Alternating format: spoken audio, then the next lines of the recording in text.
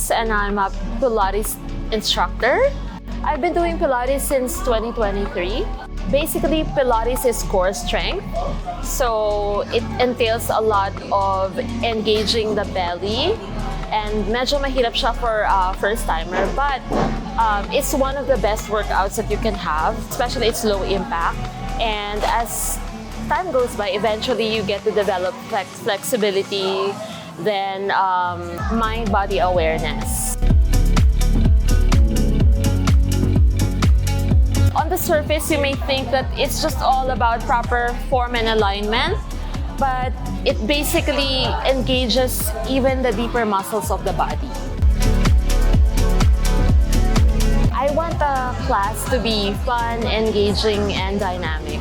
So it's not just Pilates, per se in class, but with the body movements, and not just the body weight, but we use props, dumbbells, mini balls, and so on. And it basically engages, the students more to do the movement.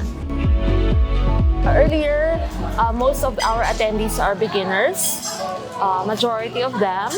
Some naman po, it's their first time doing Pilates. And some, maybe a few of them, mga 3 or 5, they've been doing Pilates naman.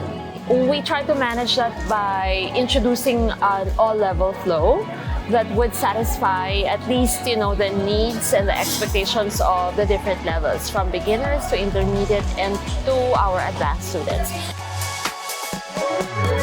The movement that we begin to feel better about ourselves. And once our body responds well to that movement, everything else follows. You get conscious about your diet, you have a healthy mindset, and if you are healthy, you basically are happy.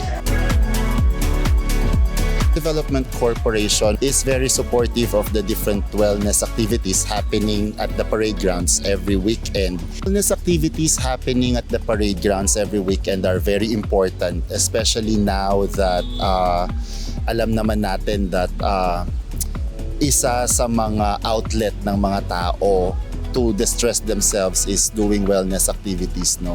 That's why we are very fortunate here in Clark that we have different types of these wellness activities every Saturdays and Sundays.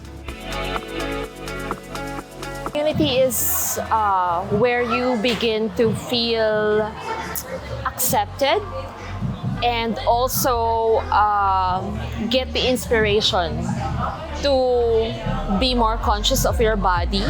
So it's a support system that you will have as you journey towards, becoming the healthier you. If you have this community, there's a sense of belonging and also the motivation or the drive because you have the same goal. It's not just for women. It's a very inclusive workout, so men can actually do Pilates as well. Actually, visit www.pilatesbynerisse.com. They can actually message me on Instagram. It's Pilates by Nerisse.